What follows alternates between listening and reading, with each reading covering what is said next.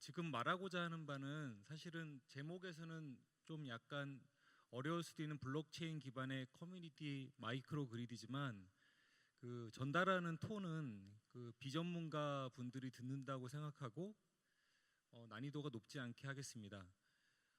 앞서서 되게 많이 좋은 얘기들을 많이 해주셨는데요. 태양광을 떠나서 태양광, 풍력 모든 이제 신재생 에너지, 기존의 청정 에너지를 더 많이 보급해야 되는 이유, 그리고 우리 지구가 지금 처한 상황, 그리고 전 세계의 국가들이 만들고 있는 정책들에 대한 동기부여나 여러 비전들을 얘기를 했는데, 결국에는 태양광 하나를 놓으려고 그러면 어떤 한 사람이 내가 사서 또는 내가 설치하든가 관리를 해야 됩니다.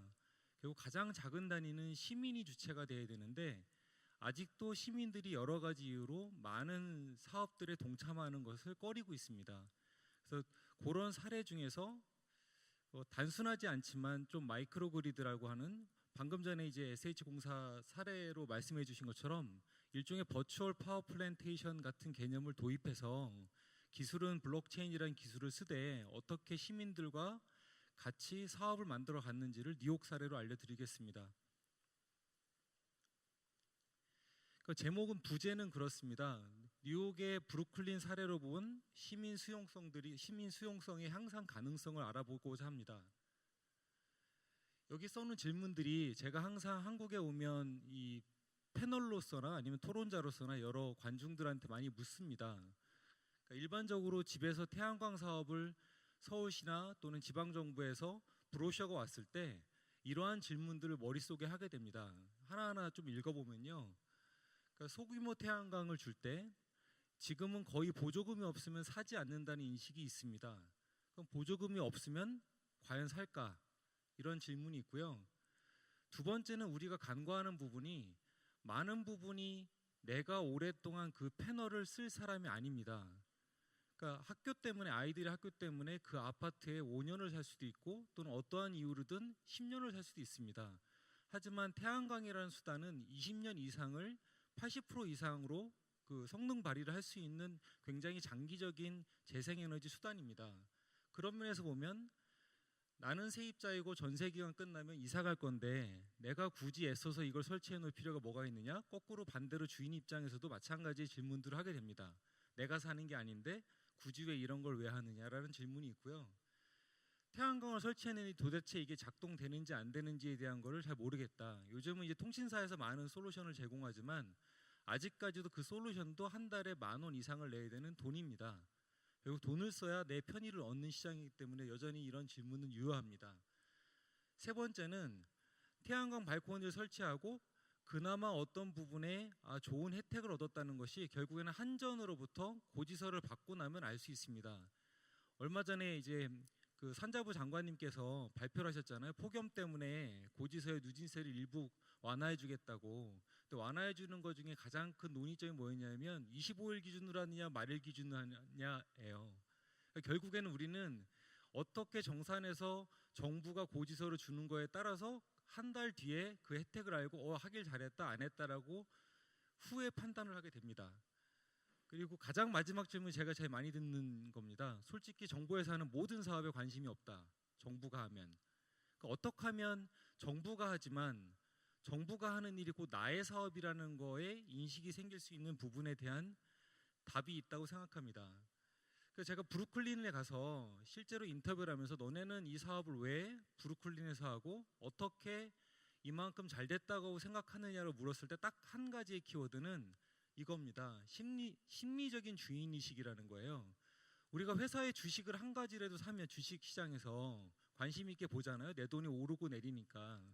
심리적으로 이게 내 땅이다, 내 에너지다라고 생각하면 더 참여를 많이 한다는 거고요. 여기가 브루클린 마이크로그리드를 운영하는 LO3라고 하는 회사입니다.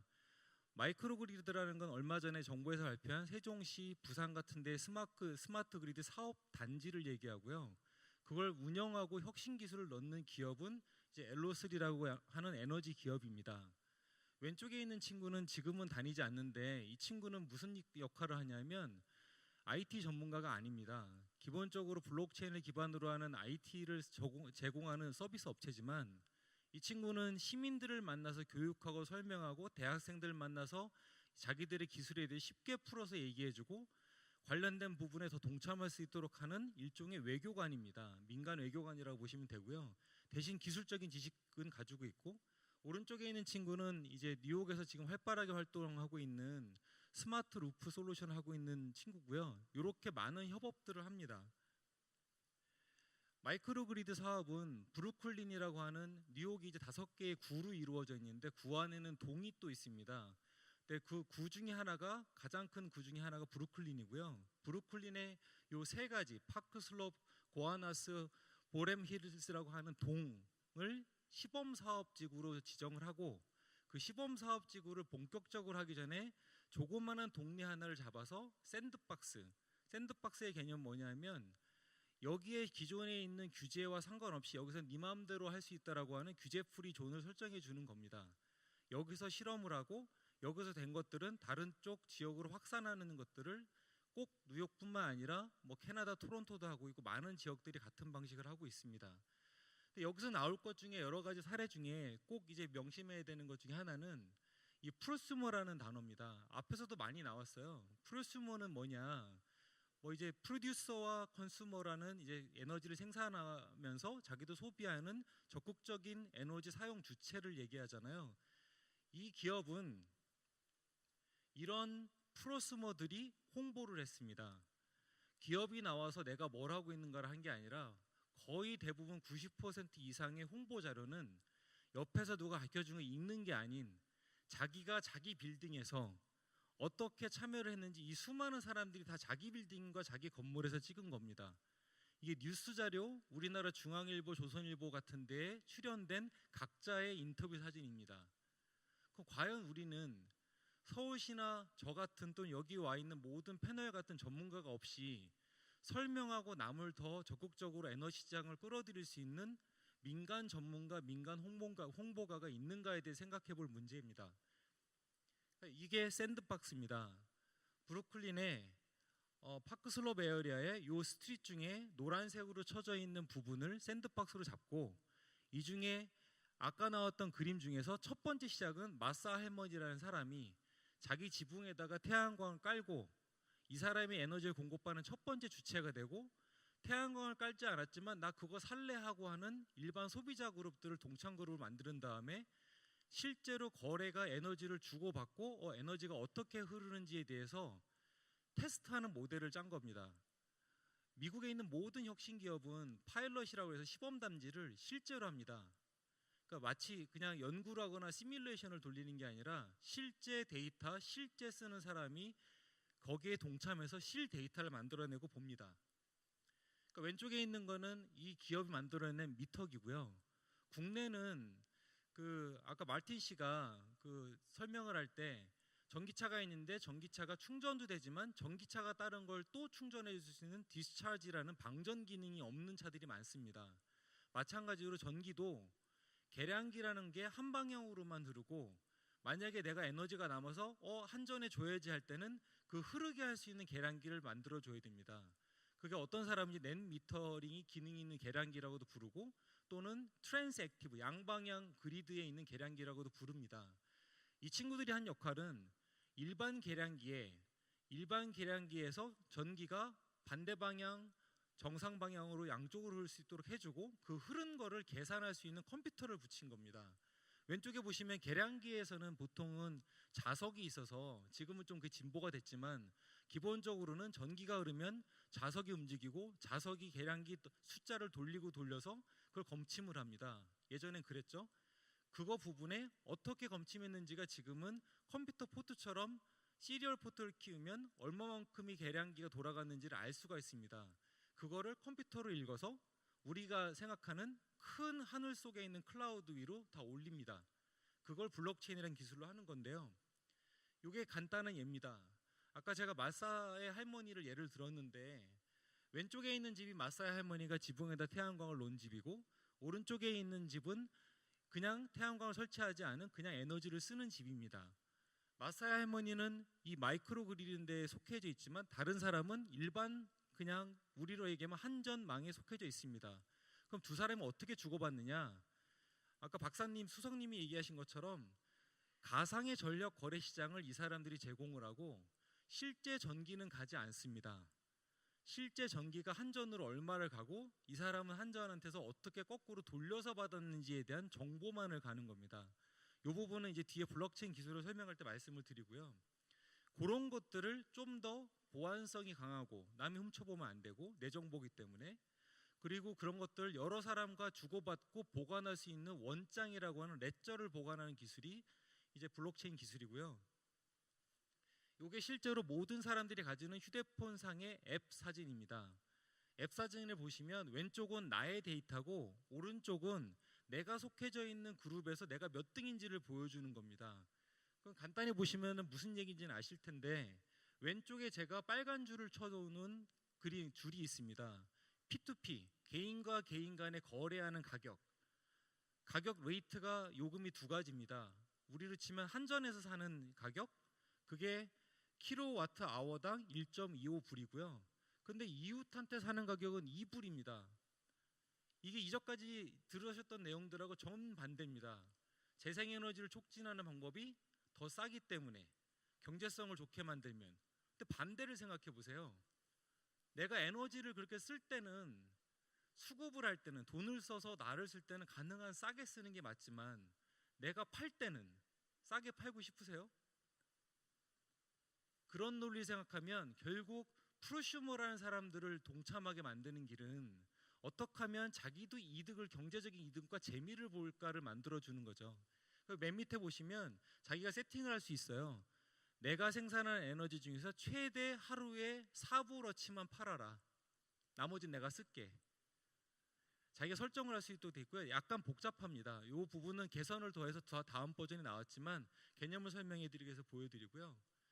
자, 이제 앞으로 이런 데서 보여진 것처럼 아니면 이 마이크로 그리드에서 어떤 기술적으로나 제도적인 개념을 가지고 이런 일을 했을까? 이분이 마사 할머니입니다. 근데 마사 할머니가 한 일이 단지 태양광 판넬 깔고 한전으로 이 전기를 주고 돈을 받는 역할을 한 게 아니라 이 사람이 사업자입니다. 이 사람이 아까 얘기하신 DC, DR 같은 개념을 운영하는 적극적인 사업자입니다. 실제로 브루클린은 아니지만 브롱스라는 지역에는 사업자와 투자자와 실제 에너지를 쓰는 사람을 분리해서 한전처럼 조그만한 태양광 발전단지를 개발할 수 있는 태양광 개발자라는 시범단지도 따로 있습니다. 그러니까 뉴욕엔 굉장히 많은 시범단지가 운영되고 있는데요. 여기서는 이 마사 할머니가 자기 스스로 배우고 모든 여기에 관련된 이해관계자를 만나고 거기에 관련된 건 투자자, 소상공인, 내 에너지를 쓸 사람들한테 홍보를 하고 적극적인 사업을 본인이 만들어서 홍보를 했습니다. 자, 그럼 블록체인은 우리가 4차 산업혁명을 얘기하면서 IoT, ICT, SK텔레콤이나 LGU 플러스 이런 통신 사업자들의 브로셔를 받아보면 온갖 좋은 단어들, 기술 단어들이 나열되어 있지만 그 좋은 단어 중에 그냥 하나가 블록체인입니다. 블록체인이든 뭐든 저희가 이해해야 될 게 있습니다. 전기는 제가 아까 말씀드렸지만 고지서를 받아봐야 제가 얼마를 썼는지를 알잖아요. 근데 저희가 ICT라는 어떤 기계를 달아서 실시간으로 바라보는 건 그 정보화가 된 겁니다. 정보화가 돼야 내가 누군가한테 이런 정보를 뭘 할 수 있구나를 아는데, 정보화의 그 기본은 전자화가 돼야 됩니다. 모든 정보가 휴대폰으로 들어와야 되니까 통신이나 전기 기술을 이용해서 전자화가 돼야 됩니다. 근데 의외로 집을 가서 보시면 모든 게 다 바보 전자기기가 많습니다. 내 휴대폰에 연결되지 않는. 그래서 스마트홈이나 스마트 그리드, 마이크로 그리드가 상당히 힘듭니다. 우리 주변에는 아직도 그냥 우리가 이게 다이얼을 돌리듯이 내가 뭔가를 손으로 해야지만 정보를 얻고 기다려야지만 얻는 것들이 아직도 많습니다. 이 개념도는 다른 건 없습니다. 모든 사물이 정보를 보낼 수 있는 주체가 되면 자연스럽게 블록체인이든 스마트 그리드든 할 수 있게 되고요. 블록체인에서 있는 기술은 제가 앞서 말씀 주신 연사들에 있는 내용들을 종합을 하면 분산형 전원이라는 건 나만 태양광을 가지고 있는 게 아니라 저기 이억만리에 있는 사람도 태양광을 가질 수 있고, 서울에 있는 사람과 부산에 있는 사람이 거래를 할 수도 있고, 서울에 있는 발전소, 서울에는 발전소가 없지만 발전소가 모여져 있는 당진에 있는 발전소 사람과 거래를 할 수 있는 겁니다. 단순히 하나가 내 지역 인근에 떨어져 있는 게 아니라 떨어져 있는 모든 거를 거래를 하려면 세 가지가 이루어져야 됩니다. 하나는 전기 자체가 누군가한테는 흘러가야 됩니다. 전기는 물과 같아서 높은 데서 낮은 데로는 물과 같이 전기는 흐릅니다. 근데 그 전기가 흐른 게 제가 쓴 정보와 같지 않습니다. 전기의 흐름과 내가 쓴 거, 내가 팔은 거, 제가 산 거, 이런 것들에 대한 정보의 흐름과 정보의 흐름이 가고 나면 돈을 정산을 해줘야 되잖아요. 그래서 돈의 흐름이 세 가지의 흐름으로 가는 것들이 앞으로 얘기하는 그 버추얼 파워 플랜테이션 같은 데 이루어져야 되는 겁니다. 그럼 벌써 3개씩이나 되는 정보의 축에다가 매 10초 또는 매 1초, 어떤 IoT 기업은 매 1초 전기를 잰다고 그래요. 그 엄청난 양의 데이터가 올라옵니다. 그 데이터를 상호간에 거래를 하고 어디를 보내야 되니까 갑자기 그 데이터가 사라지면 안 되니까 보안성이 중요해지잖아요. 그 모든 거를 완결체로 완성한 게 블록체인입니다. 요 다음부터는 조금 쉬운 내용이 많아서 그 다음에는 좀 빨리 가겠습니다. 우리나라에서 가장 사업하기 어려운 이유 중에 하나는 정부를 불신하고 대기업을 불신합니다. 근데 작은 기술이 성장하기 위해서는 뭔가의 요소 기술과 기반 기술을 대주는 사업자의 파트너십이 필요합니다. 아까 이 블록체인 업체는 이렇게 쭉 있는 데 중에 맨 오른쪽 가운데 정도에 보시면 브루클린 마이크로 그리드고 엘로3 에너지가 있고 이 점선이 어디까지 가냐면 지멘스라고 하는 세계적인 기업과 연결되어 있습니다. 지멘스가 기술적인 서포트를 안 해줬으면 이 기업은 이 사업을 못합니다. 그럼 과연 우리는 시민한테만 맡겨둘 것인가? 그래서 아까 마사야 할머니라는 사람은 지멘스한테 교육도 받고 이런 개념이다. 우리는 삼성하고 일하거나 LG하고 일하거나 그러면 굉장히 적대시합니다.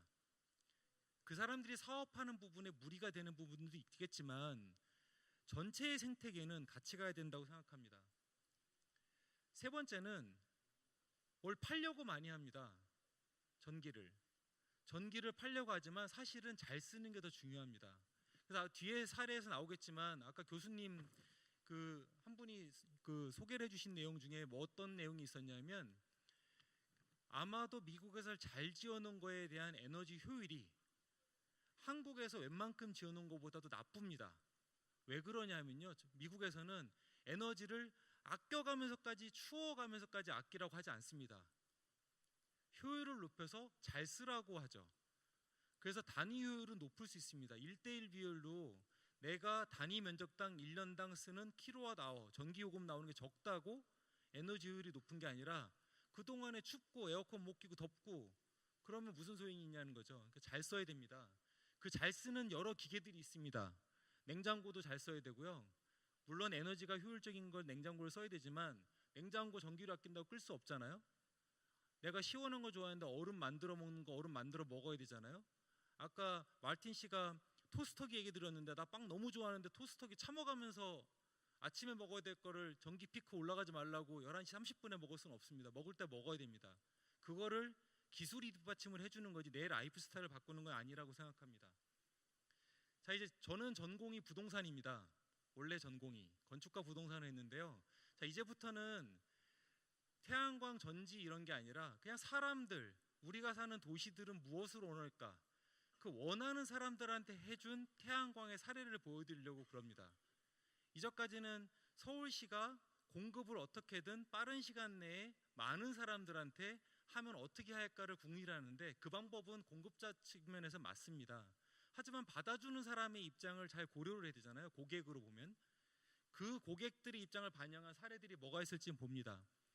이거는 한 2012년에 준공한 필라델피아에 있는 넷제로이자 패시브 하우스이자 저소득 주택입니다.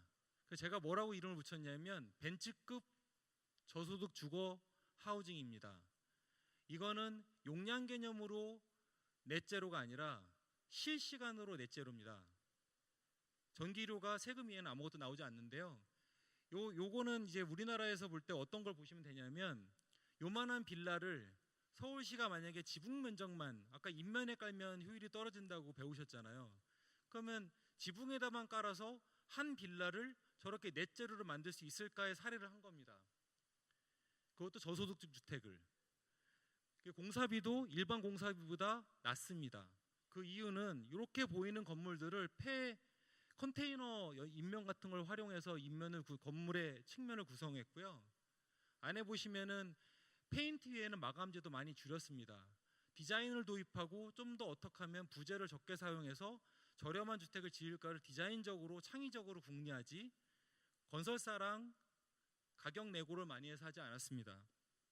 세 번째는 공기 단축과 정밀 시공, 그다음에 공기비 단축, 공사비 단축을 위해서 절약을 위해서 공장에서 선제작한 다음에 현장에 조립했습니다. 이거를 합니다. 건설산업기술연구원에서도 시공을 했고 LH공사랑도 했고 많은 군데서 했습니다. 하지만 패시브 하우스를 조립형으로 하지는 못합니다. 넷제로를 조립형으로 하지 못합니다. 저소득층 주택을 그 비싼 조립형으로 하지 못합니다. 저희가 생각해 볼 문제는 에너지 할 때 뒤에 따라붙는 단어가 에너지 복지라고 얘기하잖아요. 지난번 기사를 보니까 많은 사람들이 더운데도 에어컨을 틀지 못하는 데들은 에어컨 자체가 없기 때문에, 그럼 에어컨 자체를 주는 것 자체가 복지가 돼버렸잖아요. 이번에 폭염이 오면서. 그래서 이 복지에 대한 개념을 생각했으면 좋겠고요. 미국이 좋은 점은 이거 같습니다. 미국은 에너지를 쓰는 시스템에 대해서 여러 벤더들, 리소스, 그 다음에 엔지니어들이 많습니다. 그래서 만듭니다. 삼성, LG를 쓰지 않아도 내가 원하는 거를 지원하는 하부 전문가 그룹이 많습니다. 그게 저는 태양광 사업이 1차적으로 보급되면, 아까 이제 100만 가구 하면 기본적으로 가구 수를 기준으로 3분의 1 보급인데, 그게 달성되면 꼭 그 다음부터는 생태계 조성, 에너지를 좀 더 고도화할 수 있는 생태계 조성을 많이 했으면 좋겠습니다. 그래서 다양한 라이프 스타일을 지원하는 이런 기술들이 나오면 좋겠고요. 두 번째는 태양광 사업을 이해할 때 꼭 이걸 이해했으면 좋겠습니다. 오른쪽에 있는 표는 뭐냐면, 우리가 건축법규대로 건물을 짓고 그거를 다 넷제로 하우스로 만들려면 지붕 면적이 얼마가 필요한가고, 아래로 내려올수록 더 고난이도의 에너지 절약 기술을 활용해 가지고 건물을 짓고 그 위에다가 이걸 넷제로를 만들려면 건물 면적이 얼마가 필요한가입니다.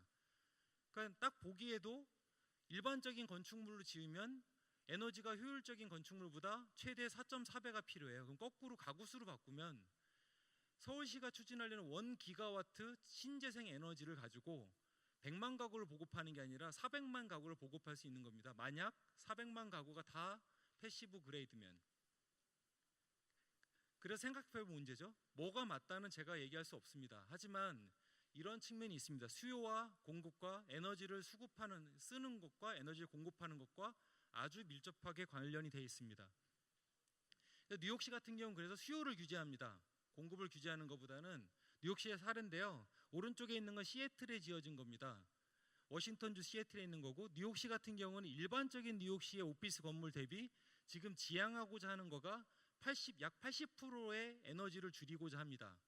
그리고 이 시애틀에 있는 거는 일반적인 뉴욕시의 오피스 건물 대비 92%가 줄어든 겁니다.